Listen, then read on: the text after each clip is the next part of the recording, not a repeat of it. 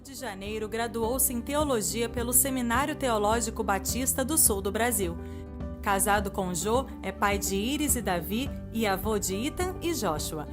Possui licenciatura em História e mestrado em Ciência Social da Religião. É diretor do Seminário Teológico Batista do Leste da Mata e pastor da Primeira Igreja Batista em Manhuaçu, em Minas Gerais, há 17 anos.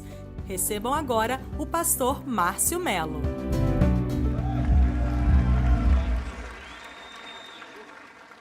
Aleluia. Glória a Deus.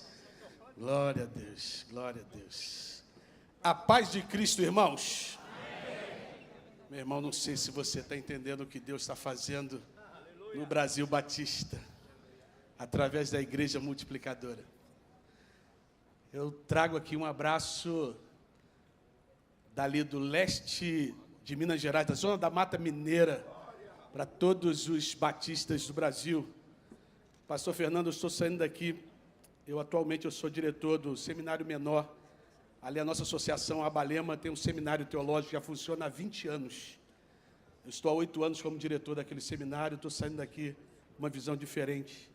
Nós precisamos estar juntos, nós precisamos estar focados numa única missão, nós precisamos avançar, precisamos ser luz em meio à escuridão.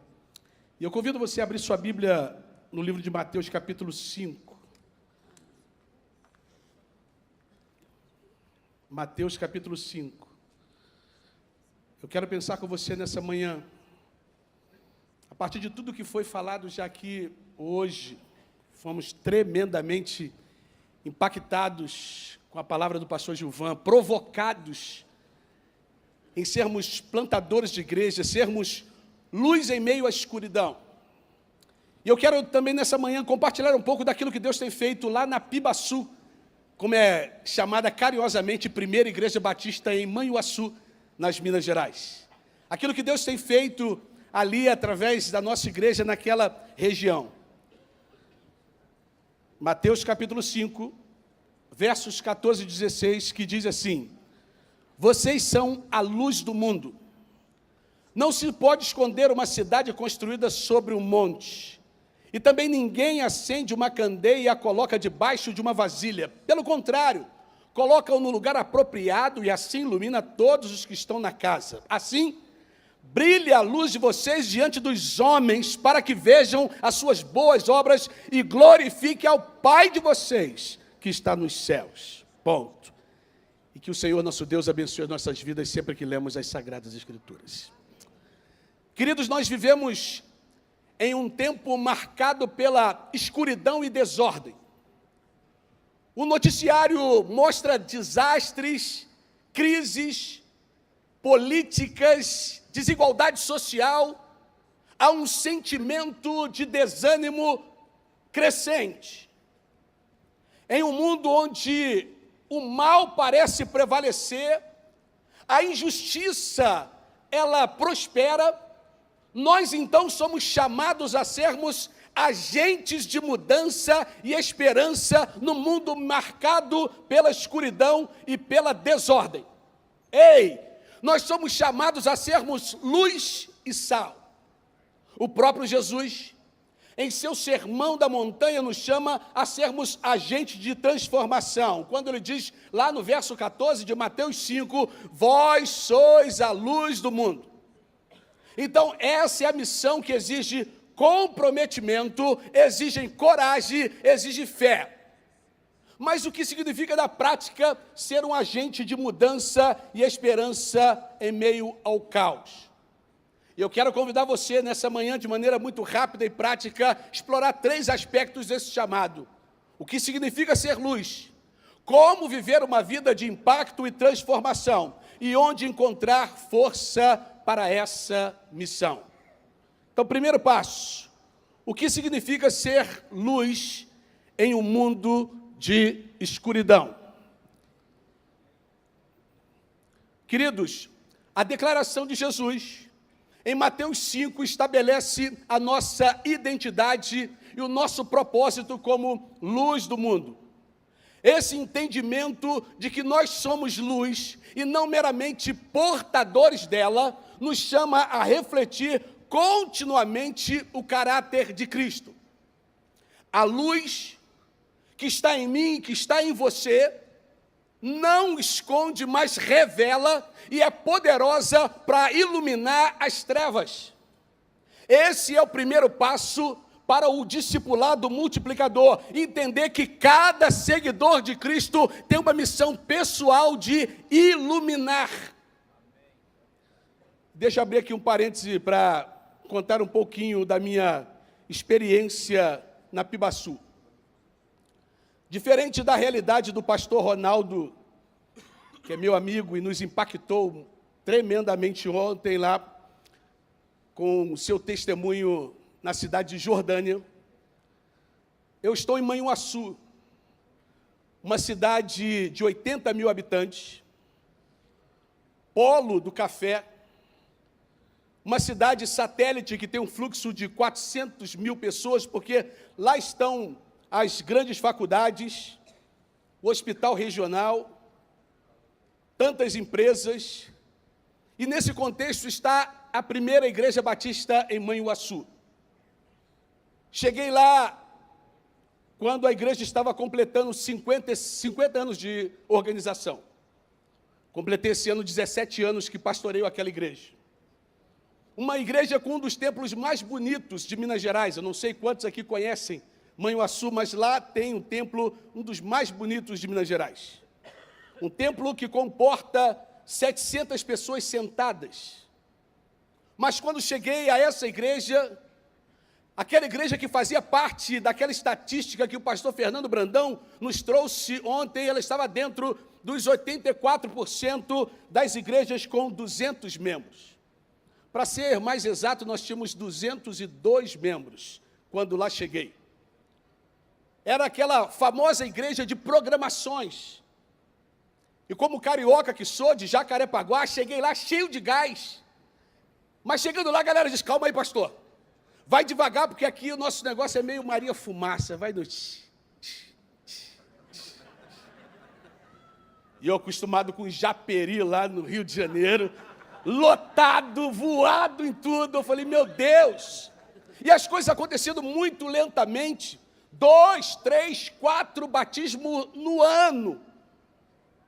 O problema é que aquilo foi me adoecendo. Uma igreja de manutenção não serve para mim. O negócio ficou tão difícil para mim que eu reuni a minha diretoria e disse, olha, eu estou aberto para receber novo convite, eu vou embora. Eu não consigo ficar aqui, eu não consigo ficar nessa igreja parada. Irmãos, aquela igreja estava me matando. Mas entenda uma coisa, meu irmão. Não era uma igreja problemática. Não tinha briga. Não tinha dono de igreja. Uma igreja financeiramente muito boa. Uma igreja que pagava um bom salário para o seu pastor, mas era uma igreja que não fazia a diferença na comunidade. E aí eu entro em crise. Deixa eu te falar uma coisa aqui, pastores queridos. Esteja disponível para ouvir a voz de Deus através dos membros da sua igreja também, porque às vezes a visão não vem para você, vem para o membro da sua igreja. E quando eu estava ali com 8 anos de ministério e falei, eu vou embora. Deus então usou um casal para me apresentar à igreja multiplicadora. Está aqui, Rafael e Letícia. Fica de pé, Rafael e Letícia. Aquele casal ali, ó. Rafael e Letícia. Hoje eles são diáconos da igreja, obrigado. Hoje são coordenadores da igreja multiplicadora na Pibaçu. Me apresentaram então à igreja multiplicadora. Me trouxeram aqui contra a minha vontade num congresso Multiplique Global. Vim de cara feia, mas para agradar os meus líderes e também, claro, buscando em Deus algo que pudesse mudar a minha vida. Chegando aqui então numa das palestras do pastor Valmir Andrade falando sobre igreja relacional. E aí nós voltamos para Manhuaçu. E agora eu já voltei impactado, motivado, entendendo que era aquilo que eu queria e que a minha igreja, eu gostaria que a minha igreja também entendesse isso. E agora eu tinha um casal para me ajudar nisso. A igreja, e aí entenda a igreja, líder de igreja, pastores, a igreja precisa investir. E a nossa igreja então enviou esse casal e ficou uma semana lá na Cibapa. Uma semana lá entendendo o que é esse movimento de igreja multiplicadora. Entendendo o que é ser uma igreja relacional. E aí começou então uma virada na nossa vida, começou uma virada no nosso ministério, começou uma virada na nossa igreja, porque é através dos relacionamentos intencionais, é através do discipulado e da comunhão que nós podemos ajudar outros crentes a reconhecerem o seu papel como luz, fortalecendo a compreensão de que foram chamados para impactar aqueles que estão ao nosso redor. Meu irmão, a nossa capacidade de brilhar não vem de nós mesmos, mas da presença de Cristo em nós, através do Espírito Santo. E essa dependência é fundamental para que vivamos como sal, como luz. E sem essa fonte, nossa luz se apaga. É essencial que satisfazemos a busca pela presença constante do Espírito Santo. Lembrando da importância da oração, da meditação na palavra e que possamos ser continuamente abastecidos e transbordando a luz de verdade. Como igreja multiplicadora, nós temos esse compromisso com a palavra, compromisso com a oração, formando uma base sólida para que cada discípulo brilhe em seu contexto. Ei, meu irmão, ser luz não é algo reservado para ocasiões especiais, é um chamado diário. Nós somos chamados à evangelização, somos chamados a atos de compaixão e graça, somos chamados para plantar igrejas, somos chamados para vivermos intencionais, para ajudar cada crente a viver essa identidade no dia a dia. Isso também envolve treinar membros para discernir oportunidades onde podem demonstrar o amor de Deus, seja na família, seja no trabalho ou na comunidade, através dos pequenos grupos multiplicadores. Ei, meu irmão, o nosso testemunho diário é uma semente para a multiplicação de discípulos, mostrando que a nossa vida serve de testemunho que atrai outros para a luz verdadeira que é Cristo Jesus. E a minha igreja entendeu isso. E começamos a sair para fora. Começamos a olhar agora não mais para dentro, para o púlpito, mas olhamos agora para fora, para as portas do lado de fora da nossa igreja. As fotos que você vê aí são num presídio, que fica a 500 metros da nossa igreja. Nesse dia aqui é um dia das mães. A nossa igreja abriu mão de de fazermos um culto do dia das mães na igreja, e nós então fizemos um grande café, aquela mesa ali de café, e lá na fila, porque, irmãos, 99% das pessoas que estão na fila de um presídio para fazer visita aos internos são mulheres, mães ou esposas. Nossa igreja, então, nesse dia das mães, isso aqui era o domingo, dia das mães, nós fizemos um mega café para aquelas mães, levamos um brinde para um presente para aquelas mães, e ali nós oramos com aquelas mães, abençoamos aquelas mães, e ali, enquanto cantávamos, começou uma gritaria lá dentro do presídio, e um policial penal veio conversar com a gente e disse: olha, sabe o que está acontecendo? Nós falamos o que a igreja está fazendo pelas mães, e eles estão lá chorando, gritando e glorificando a Deus, porque vocês estão cuidando da mãe deles. A nossa igreja entendeu o propósito de sair para fora de compaixão e graça, de amar vidas. Saiu o diretor do presídio e disse: olha, lindo o que vocês estão fazendo, mas pena que vocês só pensam nos presos.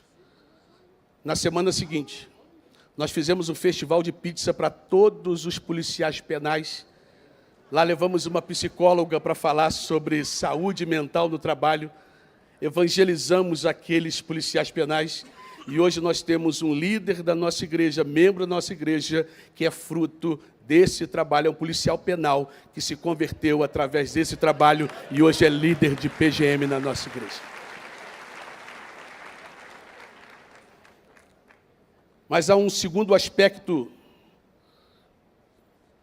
que eu quero pensar com você que é como viver uma vida de impacto e transformação. Em um mundo de desesperança, a esperança que temos em Cristo, ela nos diferencia. Em Romanos capítulo 15, verso 13, nós somos lembrados de que essa esperança vem de Deus e é fortalecida pelo Espírito Santo. No discipulado, é importante que ensinemos que essa esperança não é apenas para o nosso consolo, mas para impactar o mundo ao nosso redor. A nossa confiança em Deus, ela se torna visível, se torna atrativa para outros. Nós precisamos capacitar cada crente para compartilhar essa esperança com aqueles que estão em busca de um sentido de paz verdadeira. Mostrar o amor de Deus que vai além de palavras, que envolve ações concretas. E aí, voltando para Pibaçu, primeira igreja batista em Manhuaçu. Agora a nossa igreja já estava explorando todas as literaturas da igreja multiplicadora. Agora nós já tínhamos feito o seminário, café multiplicador, seminário multiplicador na nossa igreja, começamos a estudar. Foi aí que entrou o pastor Fabrício na minha vida. E um dia, em uma palestra que ele nos trouxe, em que, não lembro se foi na academia pastoral da Convenção Batista Mineira, ele falou sobre os sinais de alerta de que a sua igreja precisa de revitalização. E eu pensei, olha, isso não é para mim, isso é para uma igreja pequena, minha igreja tem 200 membros. Vem então o pastor Fabrício e dá uma pancada em mim, mostrando que tem igreja de 200, de 300, de até 500 membros que precisam ser revitalizadas, como as de 10, 20, 30 membros, porque, abre aspas para o pastor Fabrício, revitalização de igreja não tem a ver com tamanho, tem a ver com propósito. Aleluia. E a Pibaçu tinha perdido o propósito de ser igreja. Porque toda igreja que perde o propósito de ser igreja, ela precisa urgentemente ser revitalizada. E essa era a realidade da Pibaçu. Uma igreja de 200 membros, uma igreja com um templo imponente, uma igreja histórica, 50 anos, uma igreja influente na denominação, mas era uma igreja que tinha perdido o seu propósito. Uma igreja que o principal já não era mais o principal. Como diz o meu mentor, pastor Marcos, ele diz, que a coisa principal é fazer da coisa principal a coisa principal. Não é isso, pastor Marcos Petrucci? Parafraseando o nosso pastor Thomas Wade Atkins, no evangelismo pioneiro, ele dizia isso, que a coisa principal é fazer da coisa principal a coisa principal, e nós perdemos isso. Irmãos, como é bom, foi falado aqui em uma dos painéis, que pastor precisa de pastor. Eu quero abrir um parênteses aqui rápido para dizer para você, pastor, se você não faz parte de nenhum grupo de mentoria, procure urgentemente um grupo de mentoria de pastores.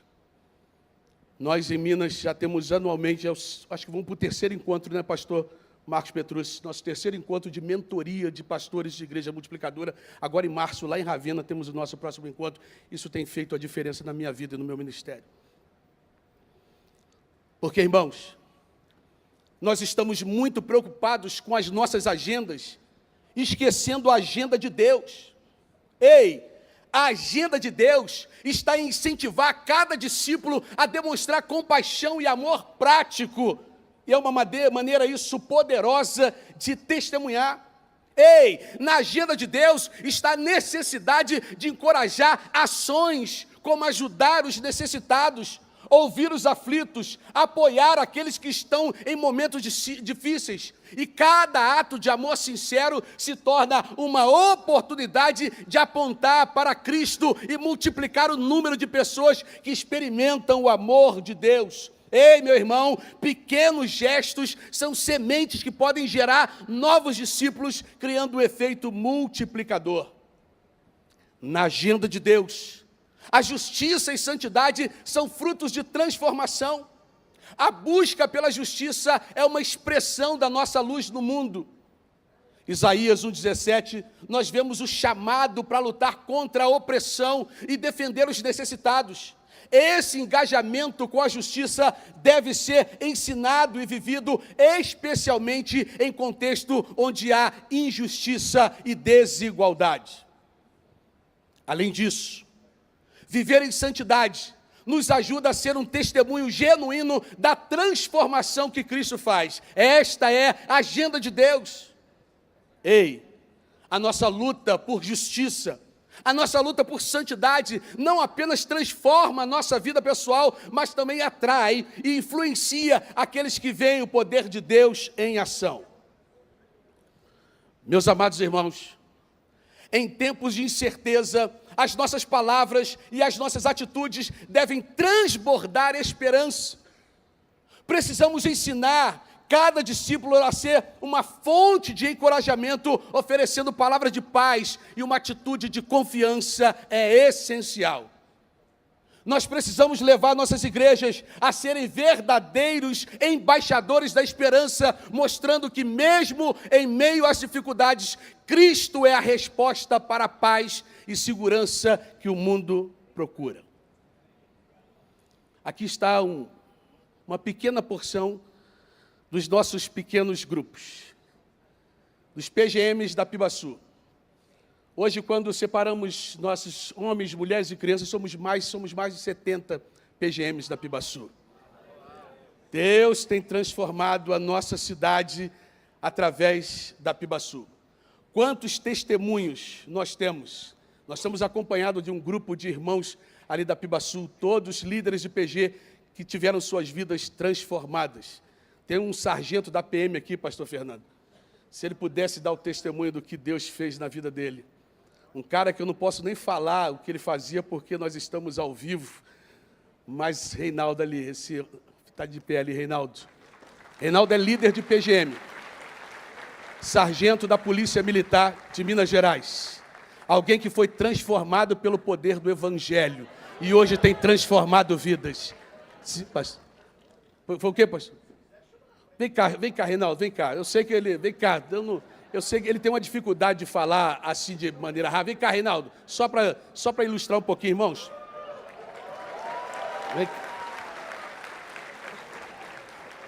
Vem cá, Reinaldo.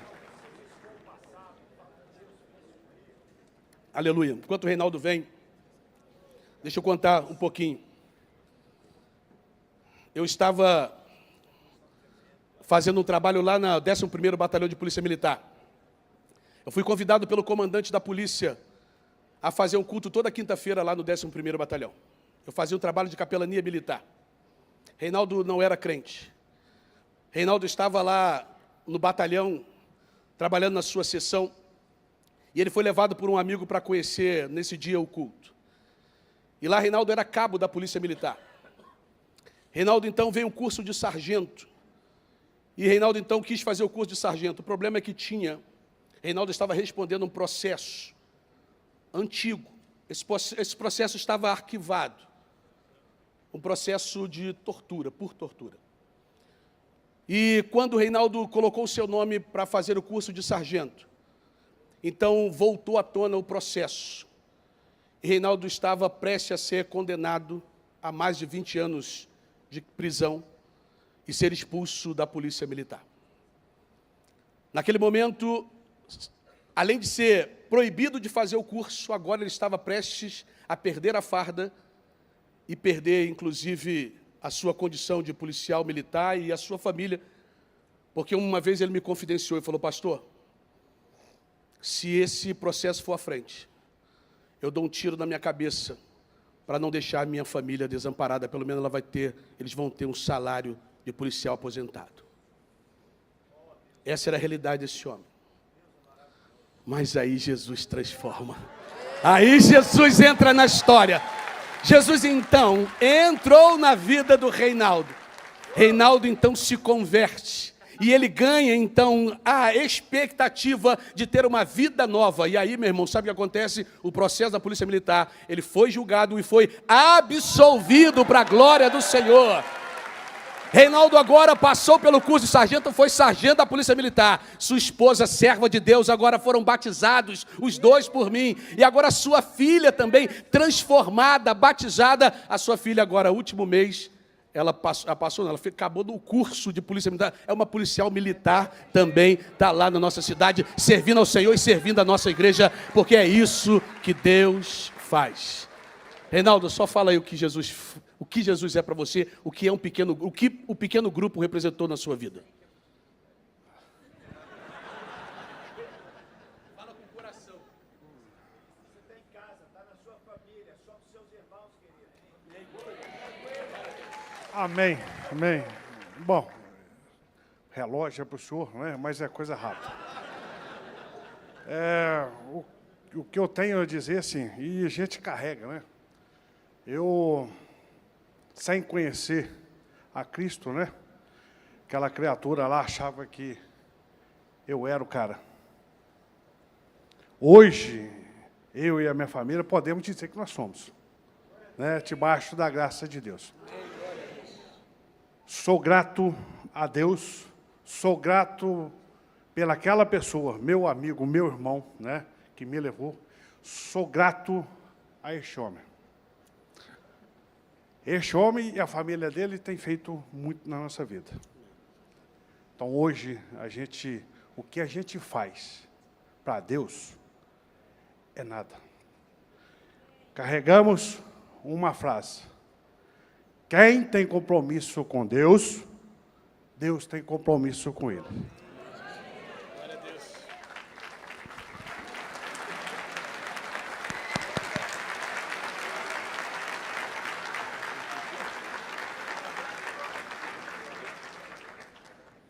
Esse é o primeiro multiplique do Reinaldo.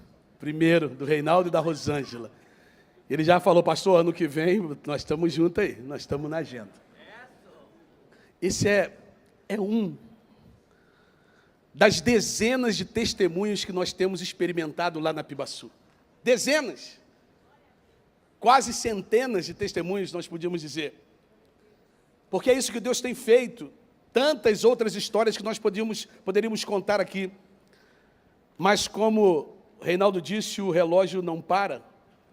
Eu quero último ponto aqui nessa manhã, onde encontrar força para cumprir essa missão.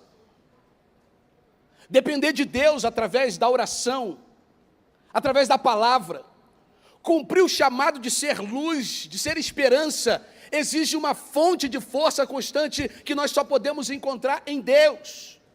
João 15:5 nos lembra de que nada podemos fazer sem Jesus. No discipulado de cada crente, nós precisamos enfatizar a importância da oração contínua, do estudo da palavra de Deus como fonte de fortalecimento, fonte de direção, a prática de uma vida devocional ativa, que leva cada discípulo a ser presença de Deus, para ser fortalecido em sua missão. Ei, meus irmãos, nós estamos chegando agora no nosso 8º ano de igreja multiplicadora na Pibaçu. Em 2021, na pandemia, nós recebemos 116 novos membros, 56 por batismo.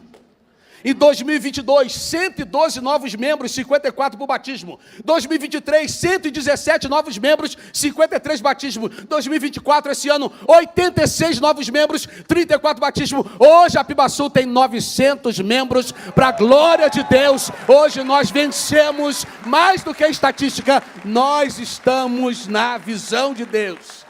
Agora a agenda da Pibaçu é a agenda de Deus. Glória a Deus.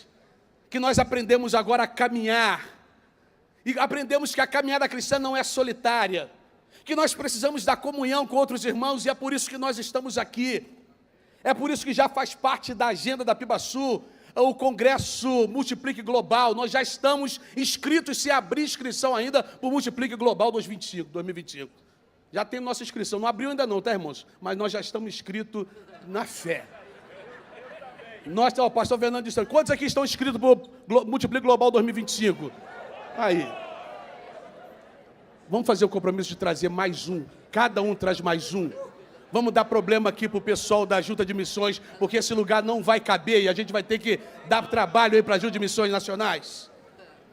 Ei, meu irmão, o relacionamento, o compartilhamento e o apoio mútuo são fundamentais. É por isso que nos reunimos em PGM, onde cada membro é encorajado e, ao mesmo tempo, encoraja outros. E esse ambiente de comunhão permite correção, crescimento e apoio mútuo, fortalecendo a fé de cada discípulo para que possamos ser luz com mais consciência e impacto. Se eu não me engano, o teu grupo já multiplicou 2 vezes, né, Reinaldo? 3 vezes. O grupo do Sargento Reinaldo já multiplicou 3 vezes. Por fim, meu irmão, a nossa missão de iluminar e transformar o mundo só é possível pela capacitação do Espírito Santo. Em Atos 1:8, Jesus prometeu que nós receberíamos poder ao sermos cheios do Espírito Santo, e essa capacitação divina nos permite testemunhar com coragem e com eficácia. Nós temos que ensinar sobre a atuação e os dons do Espírito, que é essencial, porque nós entendemos que só através desse poder do Espírito Santo os discípulos se tornarão agentes de transformação verdadeiros e eficazes. E eu concluo. Finalizo dizendo que esses princípios não apenas orientam a vida cristã, mas também têm um efeito multiplicador. Cada discípulo que entende o seu papel de ser luz, ele recebe a capacitação do Espírito Santo, e ele pode influenciar outros a trazer novas pessoas para a fé, ajudando a construir uma rede de luz, de esperança que tanto o mundo precisa. Ei, Deus nos chama para sermos agente de mudança, agente de esperança em um mundo que precisa desesperadamente de luz da verdade que se chama Jesus de Nazaré. Em tempos de escuridão, nós somos chamados a brilhar, não com a nossa própria luz, mas com a luz de Cristo. A nossa vida deve ser de testemunhar a esperança, o amor de Deus, inspirando outros a buscarem essa verdade. Aqui estão uma parte dos nossos adolescentes, dos nossos jovens, fazendo um dia ali no centro da cidade de Manhuaçu, um abraço grátis, um momento de evangelização. Nós temos lá uma juventude também que é apaixonada por Jesus. Irmãos, que possamos lembrar que a nossa missão é possível, porque nós servimos ao Deus do impossível. E temos Jesus como a nossa força e o Espírito Santo como nosso ajudador. E se permitirmos que Ele nos guie, nós seremos sal e luz. E em cada lugar que nós pisarmos, nós teremos gente transformada e gente cheia de esperança nesse mundo de trevas. Que Deus te abençoe, que Deus te inspire, que Deus te use, que Deus te guarde e que você seja esse agente de luz nesse mundo de trevas. Glória ao Senhor. Passando por Manhuaçu, quem está ali para lá de Belo Horizonte, quem vai para Guarapari. Guarapari é a nossa praia, praia dos mineiros, não é do Espírito Santo, não. Passando lá, vai conhecer a Pibaçu, vai conhecer a primeira igreja batista em Manhuaçu. Pastor Esdras, vai lá tomar o melhor café do Brasil. Meus irmãos, pastor Márcio falou algo aqui nesta manhã, que eu queria muito a sua atenção. Eu queria agora a atenção dos pastores que estão aqui conosco. Uma das coisas que esse movimento todo tem nos ensinado é que uma palavra que sumiu do nosso meio, pastor Flávio Lúcius, é a palavra colega. Colega é muito fraco, irmãos, para descrever nosso relacionamento. Nós não somos colegas não, pastor Fernando, com todo respeito. Nós estamos na linha de frente da guerra. Como eu vou chamar de colega quem está comigo na linha de frente da guerra? Esse é meu irmãozão. E Deus tem levantado, irmãos, um movimento de mentoria tão lindo. E eu queria convidar aqui os nossos líderes regionais. Nós temos um líder por região. A gente vai começar lá de cima, né? A gente chama o Messias lá no norte. Eu queria que ele viesse aqui. Depois a gente tem o Jefferson, a gente tem o Eude. Essa turma querida, e a gente vai descendo. Esses homens, irmãos, são voluntários, na sua grande maioria. Quero chamar o Petrúcio, o Valdão, nossa turma que está caminhando, né? O Esdras. E eu queria muito, pastor, que você pudesse ver esse time que está aqui. Para você enxergar o Oséias lá no Centro-Oeste. Cadê o Oséias? Cada um pela sua região. E na verdade acaba que isso vai se desdobrando nos estados. Cada estado então tem um líder. E cada estado tem um líder, e desse processo, meus irmãos, na liderança, a gente vai, então, abraçando cada região. E esses homens, eles têm, de uma maneira muito especial, irmãos, viajado, feito congressos, abraçado, eles têm gastado a vida, né? E está faltando o nosso líder aqui nessa manhã, que é o pastor William e a irmã Tânia, porque eles estão em Campinas, porque o Lucas está fazendo uma cirurgia. Mas eu queria que você, pastor, pudesse olhar bem. Você está na região de São Paulo, eu queria que você em algum momento conversasse aqui com Esdras. Nós temos vários grupos, né? E eu queria aproveitar só... Eu estava olhando, eu cacei o Flávio aqui, eu vi o Flávio, vem aqui, você tem que estar aqui com a gente, cara. Flávio está vivendo agora um novo tempo, mas o Flávio está nessa construção com a gente tão preciosa. E eu queria que ele estivesse aqui com Esdras, porque ele tem nos ajudado muito. Desde o início, a gente sonhava. Pastor Gilson Breder, pastor Roberto Silvado, a gente começou a sonhar. Pastor Valmir Andrade, o Tunala, irmãos, que vai nos abençoar aqui amanhã, ministrando a palavra. Esses homens, nós precisamos de um movimento de mentoria, de grupos. E aí a gente começou a abraçar isso. E hoje então tem os grupos dos esposos, né, dos pastores e também das mulheres. E tem sido uma bênção. Ontem as irmãs estavam aqui e viram um pouco disso acontecer.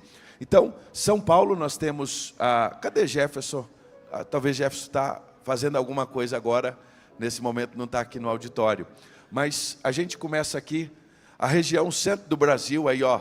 O Centro-Oeste, irmãos, Oséias tem feito um trabalho extraordinário.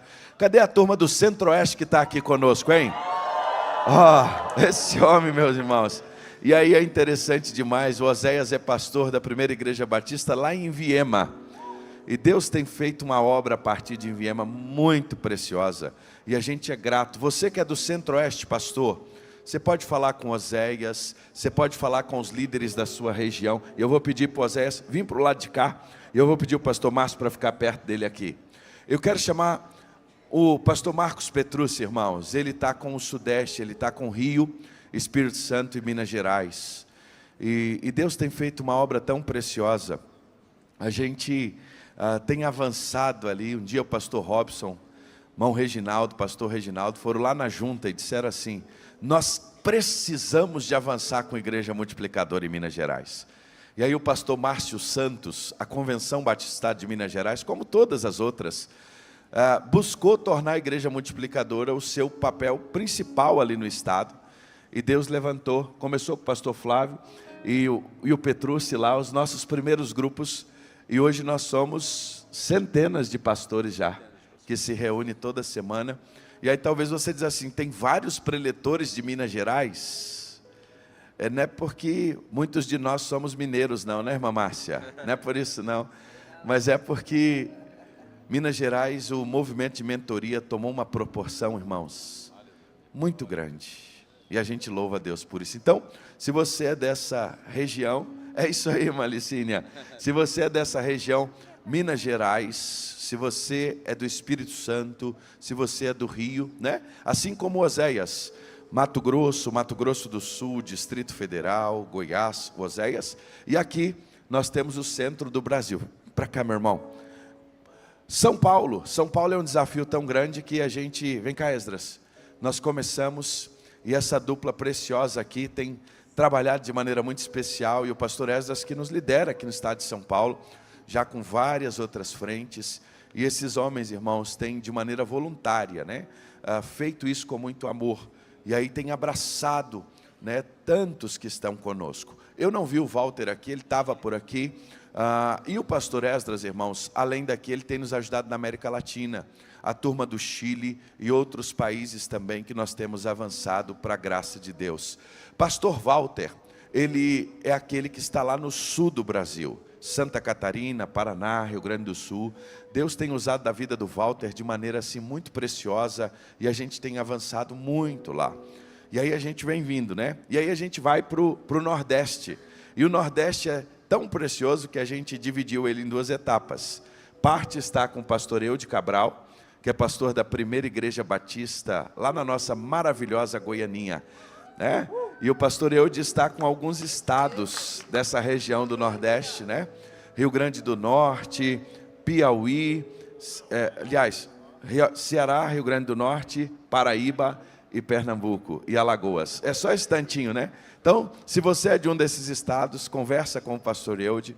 E lá na pontinha está Jefferson, Maranhão, Amapá, Pará, né? Maranhão, Piauí, Tocantins, é isso mesmo. Toda essa região é com o pastor Jefferson. E Messias está lá no norte do país, a partir de Porto Velho. A Igreja Batista Filadélfia, lá em Porto Velho, tem feito um trabalho gigante. Então eu queria que você prestasse bastante atenção na vida desses homens aqui. Eu sei que Mantânia não está aí, ela está com o pastor William, mas eu queria pedir a irmã Samara e a sua esposa e a irmã Tássia que viessem aqui. As duas viessem aqui. A irmã Débora acho que não está aqui. Está ali também, mas talvez.